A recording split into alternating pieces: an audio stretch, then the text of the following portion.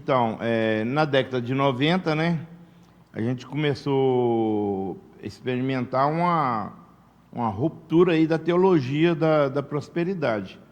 E ela era muito forte e era um negócio assim, sinistro, mas a gente começou a ver que as coisas não funcionavam muito bem como eles pregavam. Por quê? Pessoas muito legais, pessoas de Deus que caminhavam com a gente, começaram a adoecer.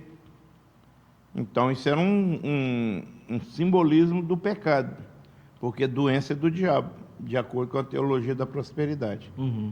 E não que doença não seja do diabo, né? Isso aí, se a gente for a gente precisa generalizar as coisas.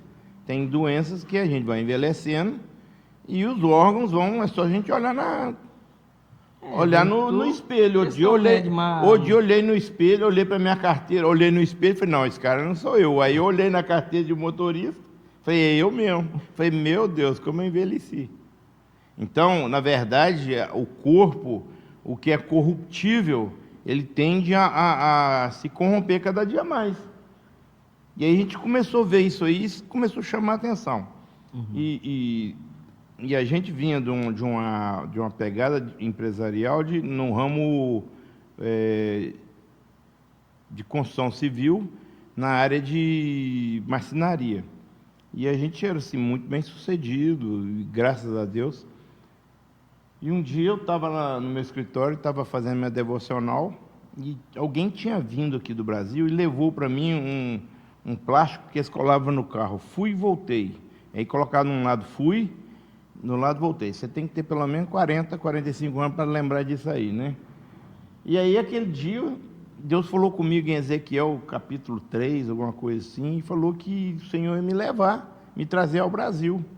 E falou comigo que o meu chamado não era de língua estranha, que se fosse assim, aquela parada ali de Ezequiel. Aí começa o seu retorno para o Brasil. Não, aí Deus começa a chamar, né? Até então eu fazia um papel de coadjuvante, não ajudava, e já tinha começado a implantar uma igreja que não deu muito certo, porque nós enviamos um pastor para abrir uma igreja. Isso não funciona nunca. Isso só funciona na cabeça de quem vive no mundo da lua. Precisa de um pioneiro para abrir uma igreja. O pastor, e eu chegava lá e toda vez que eu chegava, eu lembro da Inês grávida, do André, e nós entrávamos num carro sexta-feira e passava sexta, sábado, domingo em Orlando, e eu chegava lá, o cara falava para mim assim, olha que lindo, fiz mais uma música, fiz mais um hino. E eu pensava assim, cara, não estou entendendo, esse cara não é para fazer canção. Esse cara ele tinha que ter falado para mim assim, conheci mais 2 famílias. Então, isso prova que um pastor colocado num lugar errado, ele é ineficaz. Sim. Então, ali precisava de um pioneiro, nós erramos nisso aí. Né? Eu gosto muito de enfatizar nos erros da gente, que é no erro que a gente aprende, a gente não aprende nos acertos. Verdade. E aí, aquilo não funcionou, a gente já estava assim, trabalhando junto. E um dia Deus voltando aqui, né? Deus fala comigo assim, você vai para o Brasil, e eu fiquei super empolgado. E a gente já tinha alguns investimentos aqui. E eu cheguei em casa, falei para a Inês assim, Inês, Deus falou comigo que nós vamos para o Brasil. E aí ela me jogou um balde de água com gelo. Falou, você está doido? Fazer o que no Brasil? Ela tinha as razões dela. E aí eu fiquei assim. E aí, às vezes, eu chamava, eu vinha sempre com frequência aqui, e falava, não, eu para o Brasil não quero ir, não queria vir nem a passeio. Parece que ela ficou com medo da insegurança. E aí Deus começou a tirar as coisas que a gente tinha. E aí, um dia, meu pastor, vendo aquele caos todo, né? Aquele caos todo, me chamou na frente de um grupo de obreiros e perguntou se eu estava em pecado. Porque, você tem que entender a cultura. Nós estávamos numa cultura de prosperidade, da teologia da prosperidade. Toda vez que você fica rico, Deus te abençoou. E toda vez que você perde alguma coisa, perde nada, né? Que nada é seu, né? Toda vez que Deus tira e põe na mão de outro, você está em pecado. E aí foi um negócio muito complicado, porque nem eu sabia explicar o que estava acontecendo. Sim. Você precisa entender que nós estamos falando coisas de 20 anos atrás, então não é fácil falar agora, mas viver eu estava vivendo ali um avivamento no fogo, né? Há 20 anos. Tem gente que espera o avivamento para daqui 20 anos. Eu já estava vivendo 20 anos atrás. Vai depender do avivamento, vai depender de mim e de você. A gente pode ficar esperando o avivamento para daqui 20 anos, hoje a gente pode estar vivendo ele há 30, 40 anos. Né? E a gente vai ver que nossos pais sempre foram avivados. Né? Então a gente tem que... Aí minha esposa, sem entender muito nada mesmo, entrou lá na frente e naquele de apoio falou assim: meu marido não está em pecado não, mas na verdade ela não sabia se eu estava em pecado ou não estava em pecado. Você não sabe se seu cônjuge está em pecado. E era uma cultura de quem perde as coisas que tem, está em pecado. Então isso começou a chamar muita atenção e ficar muito forte, a ponto da gente assim... ter dificuldade de manter o padrão de vida que a gente tinha lá. Então já não dá mais para manter o padrão de vida, porque o padrão de vida era um padrão assim, alto, né, para a realidade da época. E aí começou, e aí Deus começou a balançar o nosso barco. Por quê? E eu comparo isso aí igual meu tio, quando resolveu, foi para São Paulo na década de 60, aí conheceu uma senhora do sul de Minas, um doce de coco, a tia Helena. E aí um dia ele falou que queria vir para Minas, ela falou que não vinha. Ele subiu e falou: vou arrancar os telhados da casa, aí você fica aí. E aí ela veio com ele, tem 50 anos que ela vive aqui em Minas Gerais, e é uma tia muito linda, uma coisa de doido, minha tia. Mas a verdade é que Deus arrancou os telhados da nossa casa. Tudo aquilo que a Inês e os meus filhos achavam confortável, gostoso, bom de ter, Deus tirou. E aí nós não tivemos outra alternativa a não ser vir para aqui. E aqui nós viemos sem saber o que ia fazer. Deus tinha falado que a gente vinha para o Brasil e a gente sabia que a gente ia fazer alguma coisa envolvida na obra de Deus. E quando eu cheguei aqui, fui morar na casa, embaixo de uma casa de uma pessoa conhecida na cidade. E aí a gente foi orar. Nós oramos 40 noites no monte. E aí eu gostaria de dar um testemunho a respeito desse homem. Sim. Ele orava por empresas em Manhuaçu. E eu sou testemunha disso. E aí começou a vir as grandes empresas para Manhuaçu. Eu vivenciei isso antes de acontecer. Porque, na verdade, a gente vive muito assim, descontraído com o que Deus já fez. A gente só precisa chamar a existência. Esse homem, de alguma forma, ele chamava isso a existência.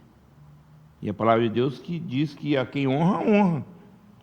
Então, e eu comecei a ver, a gente começou a presenciar com Ednis, Ricardo Eletro, e começou a ir assim, todo mundo conhece a história de Manhuaçu. Mas foi nessa época aí que eu cheguei aqui, antes disso acontecer. Mas eu já vi esse homem orando por isso. Então isso é importante a gente entender isso aí. E isso é avivamento. Porque o que a gente está achando que é avivamento não são os processos. Quando a gente fala de avivamento, a gente está falando de quê? De um coxo andar, de um cego ver, Isso não é avivamento. Isso é cura. Isso não é importante. Isso aí é porque o povo é sem fé, não conhece a Deus. Os sinais, eles só servem para quem não conhece a Deus. Quem conhece a Deus não precisa de milagre. A fé é totalmente contrária a milagres. A palavra de Deus diz, você vai lá em Hebreus, vai falar que sem fé é impossível agradar a Deus, e vai começar a falar sobre os princípios da fé. E vai falar que Abraão, sem saber, quando chamado por Deus, começou a caminhar. Aí se pergunta para Abraão: para onde, Abraão? Eu falei: não sei, estou indo. Então não tem milagre nisso, tem obediência nisso.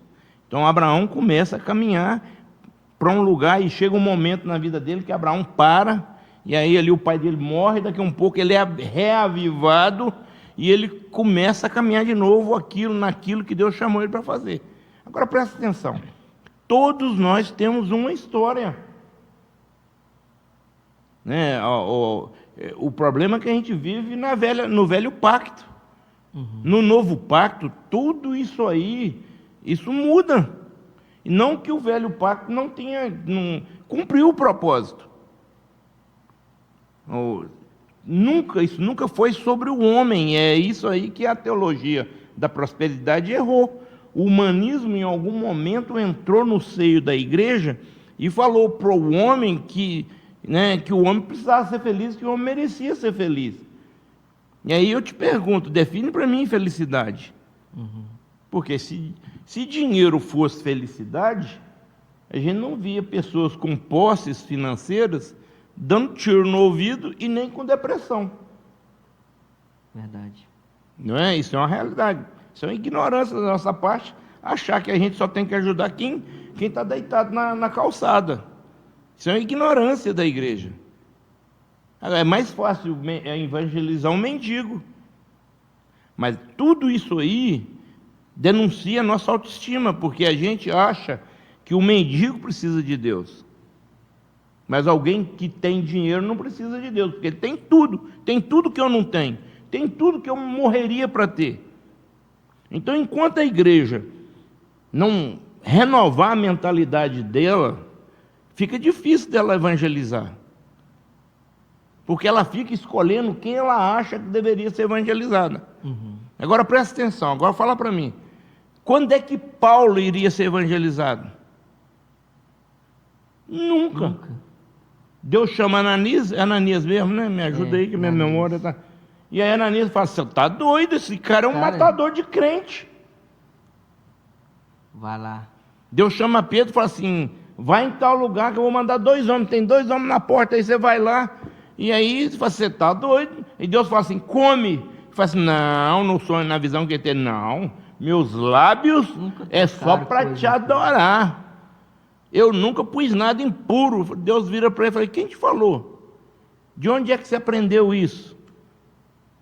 Eu purifiquei. Quem é você para falar que você é impuro? Então, na verdade, enquanto a gente não perder, enquanto esse paradigma, isso tem a ver com a nossa sociedade, que a gente vem de gente muito humilde financeiramente, e a gente acha que dinheiro é sinal de status. E tem muita gente que é tão pobre, tão pobre, tão pobre, que só tem dinheiro. E que carece tanto quanto o irmãozinho que está deitado ali, que bebeu tanto, que até urinou nas costas. Deixa eu te falar uma coisa. Eu levantei domingo da ceia ali, era 8h30 da manhã, para chegar aqui às 9. Tinha um casal tão bêbado, tão bêbado, tão bêbado, que a mulher urinou na minha frente assim, ó. E gente que tem grana. Então, se o evangelho fosse só para pobre, que miséria de evangelho é esse, cara? Se nós não quebrarmos certos paradigmas, nós não vamos ser eficazes naquilo que a gente vai fazer. Aí você vai olhar para Jesus, que é o nosso parâmetro, você vai ver que Jesus tanto curava o mendigo, o cego, o Bartimeu, como entrava na casa de Zaqueu. Como convidava Mateus, né? E você vai ver que ele anda lá com José de Arimateia, que é um cara do Sinédrio, pessoas que eram, na sociedade, humanamente, aos aspectos dessa mentalidade, né, diz que os caras são bem-sucedidos. Então, nós precisamos quebrar isso aí. Então, quando a gente começa a experimentar, primeiro, nos nossos mentores, adoecendo, a gente começa a ver que a teologia da prosperidade, ela tem as suas deficiências. Talvez ela tivesse fundamento, porque é verdade, é bíblico, que quem semeia vai colher, e quem não semeia não vai colher, isso é fato. Né? A gente, talvez, aqui na congregação, a gente devesse rever algumas coisas. Né? A gente preocupou muito em proteger, e a gente precisa expor mais as pessoas a eficácia da semente e da semeadura. Verdade. Então, quanto mais pobre o cara for, mais ele tem que semear. Senão, como é que ele sai da miséria? E o que tem muito, nós precisamos fazer, não, guarda seu dinheiro. Se é que a gente crê no princípio da semeadura.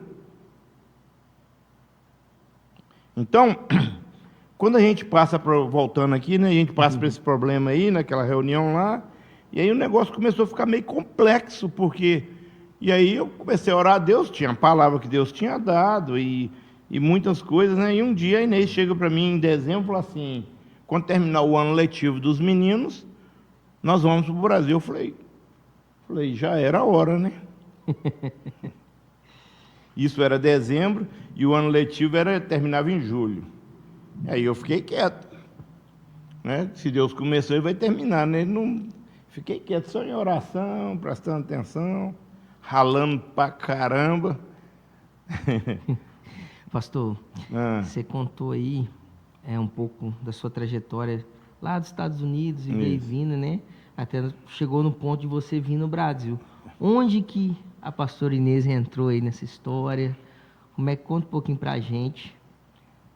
Como foi que vocês se conheceram? Né? Até qual tempo você estava... Você veio bem na lida aí na igreja, né? Trabalhando na igreja, rompendo com as igrejas aí. O ano era 93, 94, 93. E aí a gente estava abrindo aquela igreja de Pompano Beach, Deerfield Beach, no sul da Flórida.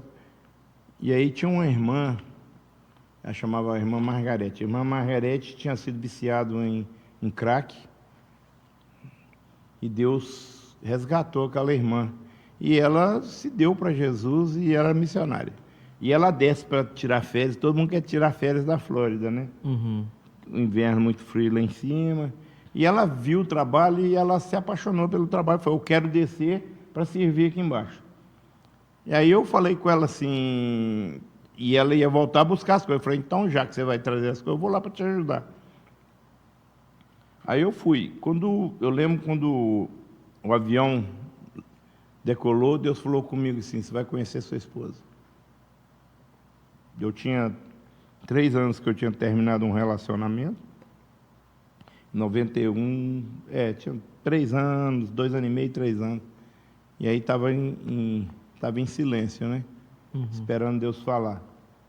E aí, engraçado, que eu falei para Deus assim, eu tinha lido um livro, A Quarta Dimensão, e para a realidade da Coreia do Sul, talvez isso fosse uma verdade, mas para a nossa realidade era um negócio complicado. E eu creio que o pastor é um homem de Deus, e eu não preciso nem dizer isso, porque a vida dele fala mais alto, né? Uhum. Que é o Paul Young-Chul, que ultimamente chamava David Young-Chul.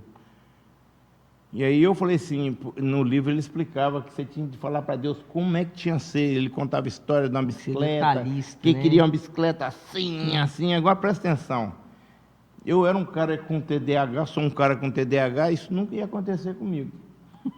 Então o Deus não era só dele, né? Não era com você. Aí eu estava aquilo me agrediu tanto que eu falei, Deus, minha esposa pode ter sido uma prostituta de rodar bolsa na esquina. Mas aquele homem falou que a gente tem que escolher. Então eu quero que ela seja uma mulher segundo o seu coração. Então ela não tem que ser branca, ela não tem que ser morena, ela não tem que ser bonita, ela não tem que ser feia, ela não tem que ser rica, ela não tem que ser pobre, ela não tem que ser intelectual. Ela tem que ser segundo o seu coração, porque se ela for segundo o seu coração, né, eu vou me dar bem. Uhum. Né? Aí eu fiz essa oração, e estou falando, e eu estava bravo mesmo com esse cara. E ele é um homem de Deus, tá? Eu e a minha... No Val de Jaboque aqui, tinha 3 anos esperando, o negócio não estava bom para o meu lado. E aí, quando eu chego em Nova York, eu vou para a igreja, né? Vou para a reunião. E aí eu olho assim, tem uma menina assim, longe assim, dando um biscoitinho pro pessoal no fim do culto, tal, porque ela tinha servido na classe de criança. E aí Deus falou comigo assim, aquela lá é sua esposa. E ela de lá olhou para mim e falou assim, coitado daquele moço, mal vestido, aquele homem precisa de uma namorada. Aí Deus falou para ela assim, é você. Ela falou, nem pensar. E aí começou por aí. Ao todo são quantos anos de casado, pastor? Rapaz, 28 anos de casado, 29 de convivência. Amém. História junto. Céu na terra. Céu na terra. Céu na terra. E abrindo um pouco do seu relacionamento, pastor, o que você pode compartilhar para os casais que estão nos vendo hoje sobre o relacionamento? A gente tem... Eu sou muito... Às vezes uma mãe olha para uma menina, cutuca a menina e fala assim, aí minha filha, aquilo ali que é um menino de você casar. Aí você vai ver que o cara só tem dinheiro. Então ela tá falando para a filha assim, cara, tá ok de se prostituir com esse cara. Realidade. Não é? Tá ok. Aí o cara quebra, o que acontece? Ela larga ele. Aí o cara, isso da perspectiva da mulher, né? Segurança. Da perspectiva do homem, o homem é um ser predador, né? Então ele olha para a mulher, o que ele procura na mulher? Um modo de satisfazer as suas carências e as suas inseguranças. Então ela tem que ter um perfil ou sei lá o que eu posso dizer, que é muito agressivo, né? Eu não penso assim. E aí ela tem que ter certos contornos, ela tem que ser isso, ela tem que ser aquilo, ela tem que ser aquilo outro. E aí o cara olha e ele acha que aquele parâmetro ali que é um parâmetro para uma mulher, né? E é isso aí, coitado, sabe nada, inocente. Né? Você vai olhar para a sociedade, o cara é casado com a mulher, tem filho com ele, tem 2, 3 amantes. Então não resolveu o problema. O problema não é que o mundo faça isso, porque o mundo fazer isso é normal. O problema é quando os cristãos... O problema é quando um pastor escolhe a mulher desse jeito. Quando um obreiro, um cara, escolhe a mulher desse jeito. Então, são coisas que atrapalham o avivamento. Porque Deus quer fazer alguma coisa. Né? A gente fala, Senhor, a gente é muito papagaio, a gente fala coisas que a gente não acredita. Aí Deus fala assim, eu vou te fazer casar com aquele pé torto ali, ó, porque ela tem as qualidades que eu preciso para uma esposa de pastor. Aí para você não serve, porque você tem um perfil mundano de como uma mulher deveria ser. Então isso é muito grave, e isso precisa ser denunciado, porque a gente escolhe esposa e esposo como ímpios, e a gente ri e acha isso engraçado. Isso é uma falência. Isso é uma falência. Porque se a gente recrutar mal, o treinamento depois fica caro. Verdade. E aí o ministério da pessoa vai mancar, e quando não acaba, porque conforme for os casamentos, passa por aí. Então, se eu puder dar um conselho, que conselho, se fosse bom, a gente não dava, a gente vendia, né? E conselho a gente só dá depois que os outros pedem, mas já que você pediu, cara, vai ler biblicamente o que uma mulher tem que ser, o que um esposo tem que ser. Esses são os parâmetros. A gente foge da Bíblia, dos parâmetros da Bíblia. A Bíblia fala lá em Provérbios 31, né? O perfil da mulher, só que a gente não quer aquilo ali não, cara. Porque os nossos olhos ainda não são convertidos, a nossa mente não é convertida, a gente não confessou nossos pecados ainda, e aí fica perpetuando algo. Sim. Porque na verdade a gente quer algo, a gente quer um companheiro ou uma companheira para fazer a gente feliz. E Deus quer colocar alguém para meter o dedo no nosso nariz. Porque mudança só acontece quando a gente é confrontado. Cara, quantas vezes a minha esposa, quem conhece, né? Todo mundo conhece ela aqui, sabe? Cara, não é fácil morar debaixo do teto com aquela mulher, não. Aquela mulher... Deus me surpreendeu, rapaz. Ela é mais sanguínea? Não, ela é segundo o coração de Deus. Eu que sou mais ímpio. Eu sou mais... E ela é 24 horas. Ela é fera. O presente que Deus me deu foi muito bom, mas eu também não fui bobo, né? Ele falou que ia dar e eu recebi. Amém. Então, quando você... Aí você olha assim, quando ela conta o início do nosso relacionamento, foi um caos, tá? No início do relacionamento porque foi a gente era muito diferente. Muito diferente, porque Deus não queria conforto. Deus não quer conforto para a gente. Deixa eu te falar uma coisa, Deus não está interessado em saber se eu estou com conforto, não, cara. Quando a gente vai para a vida de Oséias, né,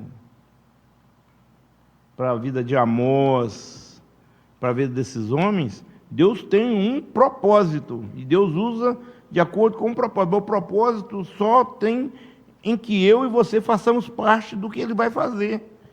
Então, isso não é para nos beneficiar. Uhum. Então, a gente precisa quebrar o resto dessa teologia da prosperidade aí. O homem não precisa ser feliz. O homem não merece. O homem não nasceu para ser feliz. O homem nasceu para fazer a vontade de Deus. Enquanto a gente não tem consciência disso, a gente fica lutando contra Deus, xingando Deus, brigando com Deus, achando ruim com Deus. E Deus não... E Ele fica rindo. Vendo a gente bater cabeça. Para lá e para cá, até a gente se render. Até se render. Então, o que é a conversão? Eles mandam a gente, levanta a mão, vem aqui na frente. Não que você não tenha de fazer isso, pelo amor de Deus. Mas está falando de rendição aqui, ó. Mãos ao alto, o ladrão chega e te mete uma 9mm na cabeça, você você se rende. E aí você precisa se render diante de Deus, para Ele fazer o que você quiser. E nem sempre você vai compreender o que Deus está fazendo. Isso é muito interessante a gente entender isso. Então, esse quebra-cabeça de Deus na minha vida foi formidável, porque ele trouxe a Inês, e a Inês, assim, cara, ela completou o meu ministério. Tudo que eu não sou que a mulher é, cara. Uhum. Então, e isso aí, cara, honras e glórias a Deus, mas eu falei com o Senhor, pode trazer isso mesmo, ó. Amém. Essa conversa aí, que não são os pais que escolhem esposa para os filhos, isso é lorota do diabo. Pais espirituais vão te orientar com quem casar. Você aceita ou não, mas depois você tem o preço a pagar também. Não se iluda, a conta chega para quem se diz que é chamado para o ministério e não obedece àquilo que chamou. Então, Deus teve misericórdia, eu fui muito feliz em aceitar o presente de Deus, mas tanto para mim quanto para a Inês, tá, gente? Então, quando ela aceitou, e eu também aceitei. Uhum.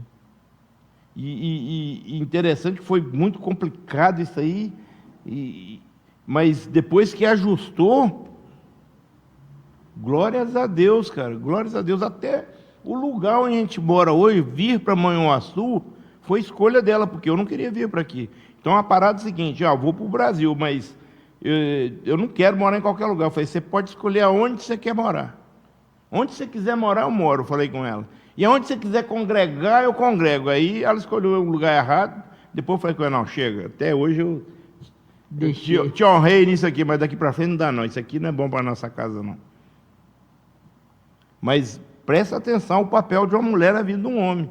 Então, se você tem depositado dentro de você tesouros eternos, e essa pessoa não pensa como você, vai ficar difícil, vai ficar um puxando para trás. Então, o que acontece? E foi mais ou menos isso aí, porque o resto é consequência de ouvir o que Deus te mandou fazer. Amém, amém. A gente observa, pastor, que vão ter vários momentos, né? Você contando aí sua história, vão ter vários momentos de dificuldade, seja no relacionamento, seja ministerial, e dá para ver que você aprendeu com cada um desses detalhes, né? Que foi tipo assim um trampolim para te impulsionar a continuar, a perseverar, e aprender com essas coisas, né? Isso demonstra também que aquele cara, aquele que fundou o ministério, o cara que rompeu muitas coisas, né, que tem uma bagagem como o senhor tem, não é um camarada de ferro, não é um super-homem, né? Ele enfrenta dificuldades, enfrenta limitações, né? E assim, o mais interessante é que Deus está sempre com as mãos estendidas sobre a sua cabeça. O que pá? Deus está sempre envolvido, né?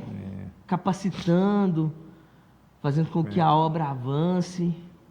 Quando a gente chegou aqui, a gente foi congregar num lugar que que a gente abriu há 40 anos atrás, foi poços que Abraão furou e que nós chegamos, e de repente chegou um tempo que não deu mais para, né, caminhar juntos por diversas razões, e aí a gente tomou a decisão de ir para casa e buscar o Senhor.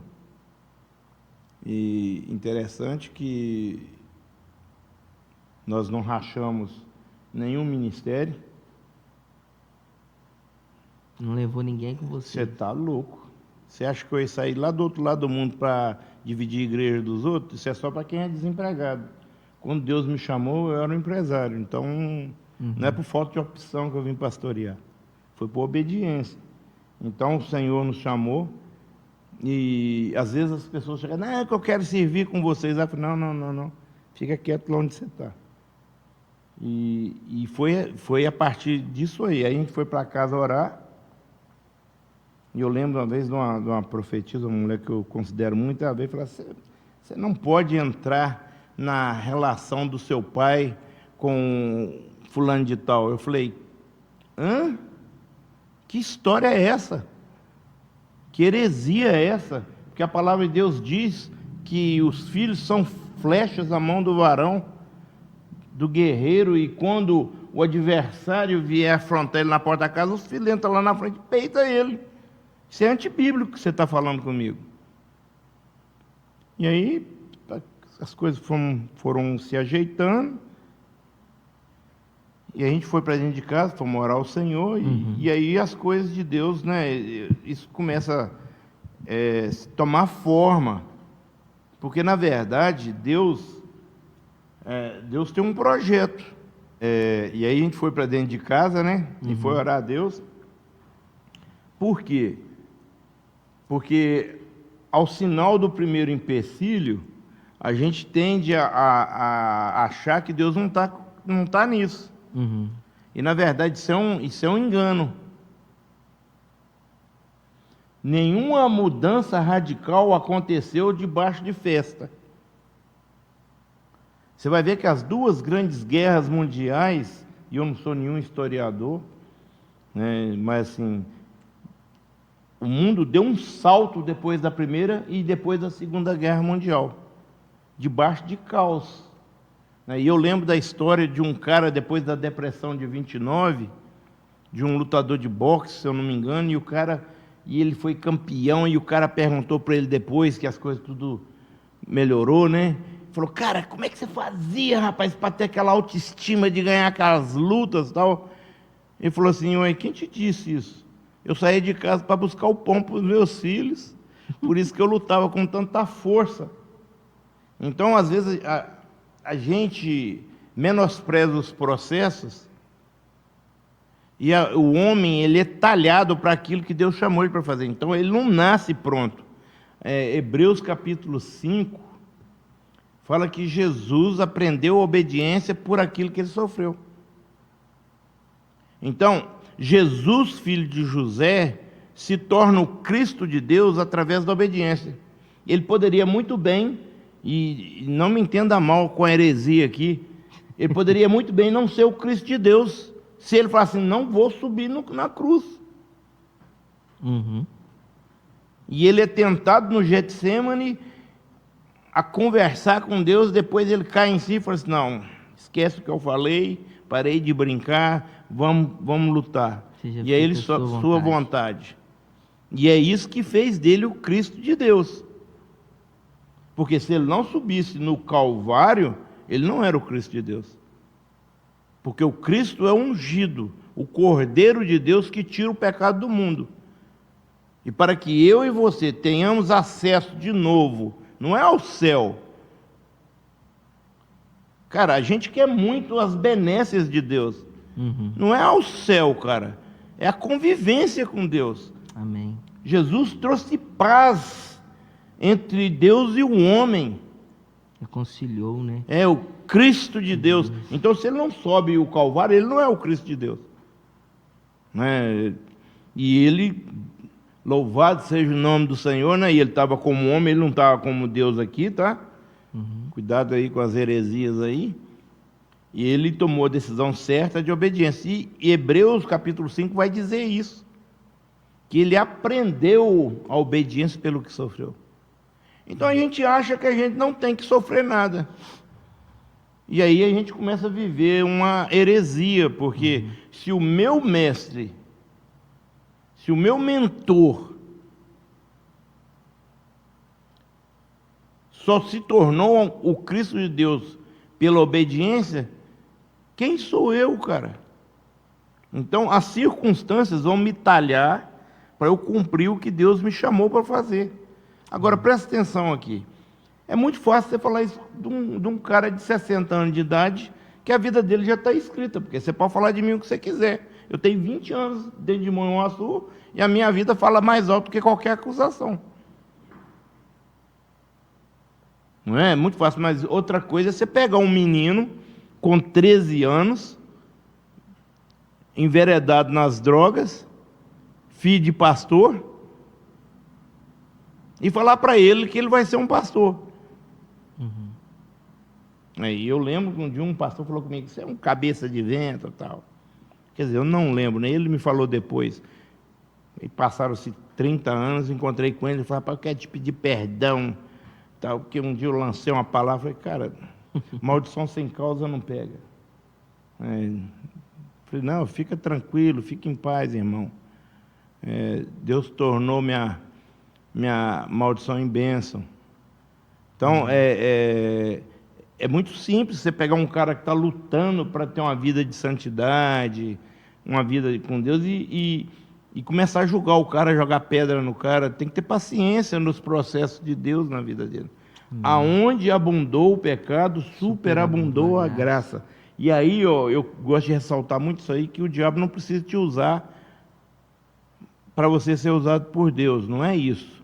É que aonde o diabo cirandou com você, Deus vai superabundar a graça dele, precisa mais graça, e aí ele vai te dar mais graça, e aí vai entrar num campo da teologia que o povo está começando a ver agora, porque a gente acha que a gente é santo, né? A gente é santo para ver Deus, e a gente é santo porque viu Deus.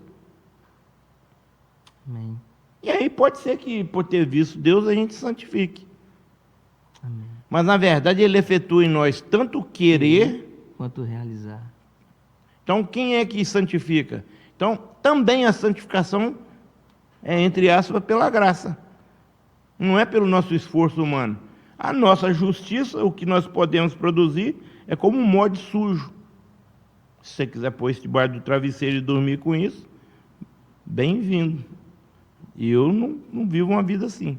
A minha vida foi sempre pautada por confissão de pecado. Então, quando eu subia aqui no altar para ministrar, eu falava das minhas mazelas, dos meus problemas em casa, dos meus problemas com os meus filhos. Você nunca teve dificuldade de demonstrar a sua vulnerabilidade, né, pastor? Não. Tipo assim... Tive sim. Senão a pessoa pensa também que é fácil, né? Porque ele não tem, eu tenho. Tive sim, cara. Tive sim, ninguém quer ter os problemas que tem. Mas eu aprendi uma coisa, cara. Onde a luz chega, o mal tem que ir embora. Amém. E a misericórdia de Deus, rapaz, que triunfa sobre o juízo. E o Senhor vai agir sem misericórdia para quem não agiu com misericórdia. Tiago fala isso. Eu acho isso importante porque demonstra para as pessoas aquela questão que a gente está falando. O pastor não é um super-homem. Né? Não é aquele cara que não tem... A gente tem limitações. E né? como temos. Então isso é muito interessante, porque às vezes a gente quer passar algo que é como uma roupa, né? O exemplo da roupa que você deu, né? Veste uma roupa e não... É uma roupa de crente, né? Isso aí. E tem uma outra coisa também, por exemplo, você está vendo aqui que é tudo preto. Preto não é escuro, né? E aí o cara pensa que é para moda, né? É para nova tendência. E aí você vê, mas não é isso não, cara. O que nós vivemos aqui não é isso aqui não.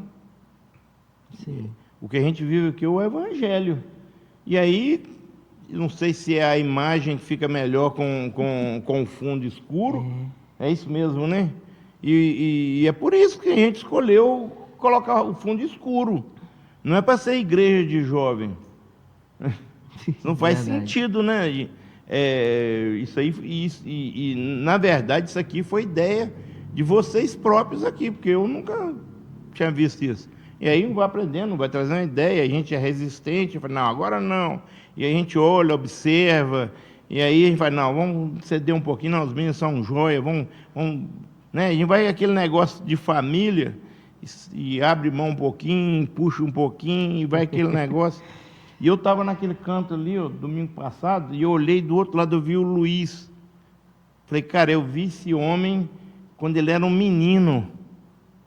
Não é que os outros, tudo Deus usou também, né? Mas assim, eu não sei por quê. Eu quero até falar isso com ele. Por quê? Vai ouvir, né? Vai. Do lado de lá eu olhei assim e falei, cara, eu tive o privilégio de ver o Luiz virar homem. Porque quando o Luiz chegou aqui, ele era um menino. Encrenqueiro. E Luiz. Mas vou te falar uma coisa, hein? Ficou um homem de Deus. Amém. Cara, a gente passou a pandemia, e eu, Lucas, muita gente ajudou, né? Mas estava o Bruno e o Luiz. Virou a pandemia com a gente trabalhando, e incansável, e pronto de descansar. Falei, tem que sentar o Luiz, sentar assim no bom sentido, né? Uhum. Tem que tirar a liderança do Luiz para ele poder descansar. E aí a gente vê o Luiz casar, agora vai ser papai, tranquilo. A gente vê o Bruno, né, crescer, pai a segunda vez. A gente vê, né, a gente olha para as pessoas e a gente olha assim e fala, cara, que legal, cara. Esse é nosso ganho. São frutos que recompensam, né? A nossa recompensa está nisso, né, pastor? De ver, assim, o trabalho... O fruto, né? Como é que é que... Ele verá o fruto do penoso trabalho. Glória a Deus. E a gente também tem a nossa facela nisso aí, ó. Sim. Então não tem um romantismo, né? Quando é que um pai, né? A gente é muito sem cultura. Quando é que um pai descansa? Vou aposentar. Quando é que um pai para de trabalhar? Um dia antes de morrer. Por quê? Porque tem que estudar os filhos. Então, cada dia, agora o filho fica 10 anos a mais dentro da casa do pai. Significa que vai ter de aposentar 10 anos mais tarde. Mas é isso que caracteriza um pai. E aí você nunca vai fazer um culto na segunda-feira porque o pai faz isso. Ô, querido papai... Não, ele faz isso porque é próprio de pai fazer. Fazer o que tem que fazer, prover para casa, lutar. A mãe arruma, sua cama está arrumadinha, comida gostosa, tudo direitinho, um ambiente de paz. Ela chama a atenção do marido, chama a atenção do menino, fala, respeita seu pai, chega para o marido e fala assim, ó, você faz favor de respeitar melhor o nosso filho. E aquela harmonia dentro de casa que a mulher traz, quando é que a gente para e faz um culto para ela por causa disso? Nunca. Ela não tem um dia de folga, cara. Mas é isso que é ser mãe.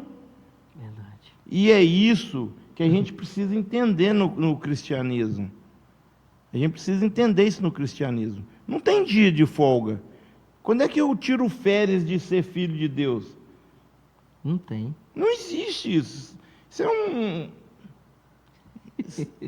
é um sonho, isso é um revival. Nós estamos querendo uma festa, rapaz, na Disneylândia. Nós estamos querendo Disneylândia. E sabe o que está sobrando para nós? Marmitex. Uma marmita fria e esquentada num negocinho de álcool. É complicado. Para que os filhos... O Paulo fala, cara, eu padeço até hoje para que Cristo seja formado em vós. Então, esse é um avivamento, cara. Amém. Pai segundo o coração de Deus, cara. Amém. Mãe segundo o coração de Deus.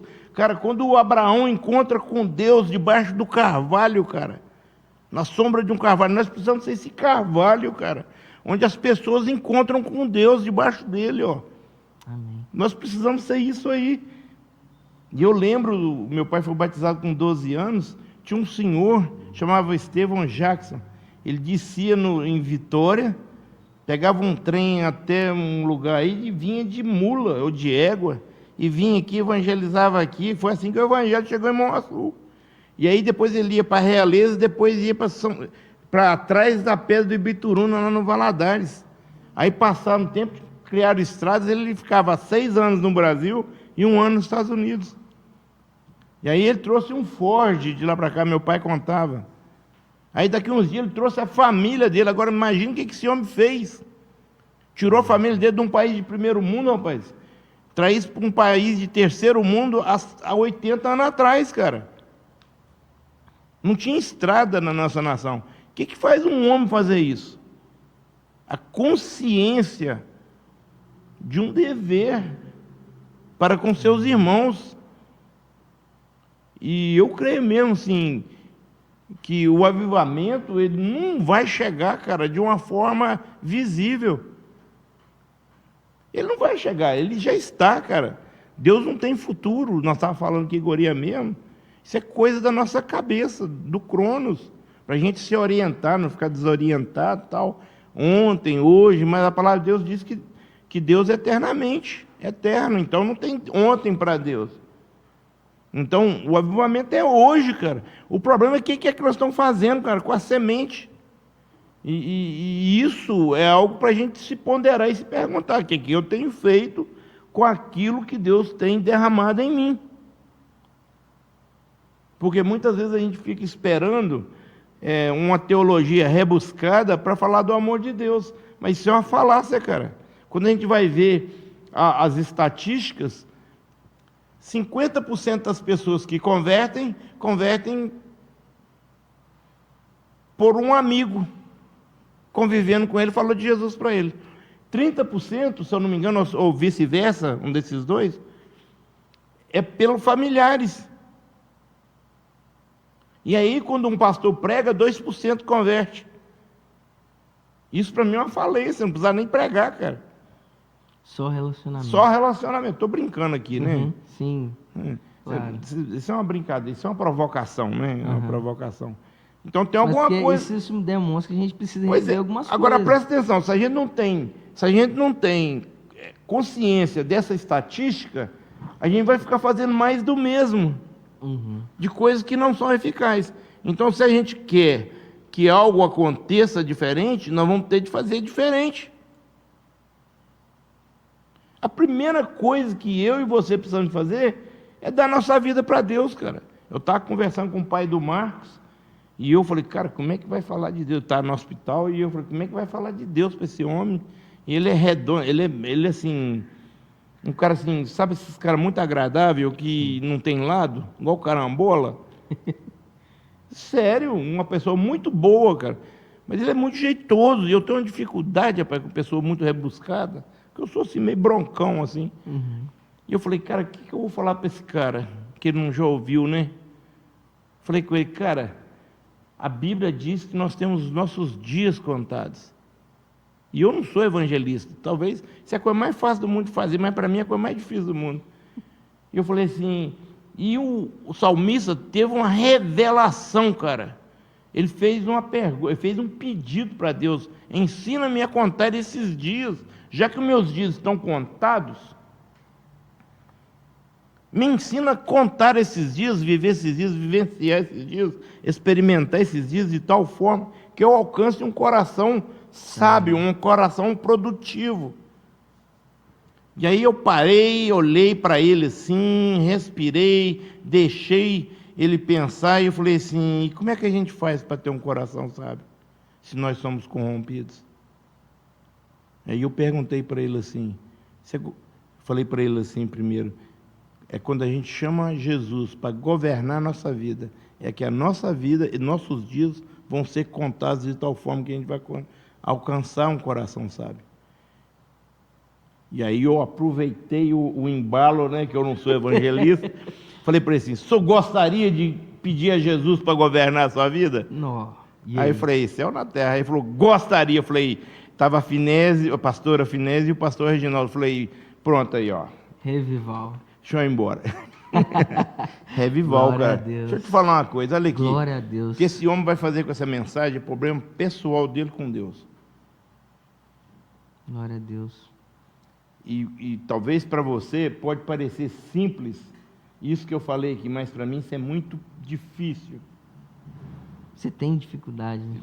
Demais, é uma limitação que eu tenho. Seu pai... Você Meu já pai era falou, né? evangelista Isso é de ofício. Eu não. Então, mas eu não podia sair daquele lugar ali enquanto... sem semear aquela semear. semente ali. Amém. E presta atenção, isso pode ter mudado o rumo da vida desse homem, vai depender dele. Amém. Como um dia a palavra que aquele pastor deu na vida da minha família mudou o curso da minha vida. Amém. E pode ser que isso também mude o curso da sua vida. Amém. Vai depender de como você nutre essa semente, sabe? E essa parada da semente, ela é muito forte. Porque numa semente tem tudo o que se precisa para gerar uma floresta. Eu estava ouvindo esses dias um cara falar sobre isso, e nós já falamos isso há mais de 10 anos. Verdade. Então, a gente não pode subestimar o poder da semente. Se o Senhor lançou uma palavra sobre a sua vida, é tudo que você precisa para cumprir aquilo que Deus chamou para fazer. E aí você precisa sair do âmbito da filosofia. Porque o Evangelho não é filosofia, o Evangelho é o poder de Deus. Amém, amém. É o poder de Deus. Para a salvação daqueles que creem. O poder de Deus. Para que o Evangelho pudesse chegar na minha e na sua vida, alguém deu a vida dele. Eu contei aqui da família americana, o cara saiu, meu pai tinha 12 anos quando esse homem batizou meu pai. Meu pai hoje teria 85 anos. Então, há 70 anos atrás, esse homem saiu de um país assim, bem desenvolvido, na época, e depois ele não se contentou, trouxe os filhos dele também. Encontrei com um cara, um outro pastor também, que veio para aqui na década de 40, e aí ele ficou hospedado na minha casa, e ele falava assim com um sotaque assim: Wesley, quando eu chego em Brasil, a vida não foi fácil não. E ele contando da experiência dele aqui no Brasil. Então, quando ele terminou a universidade, o pai dele achava que ele ia tomar conta da indústria, e ele falou para o pai assim: pai, eu estou indo para o Brasil fazer missões.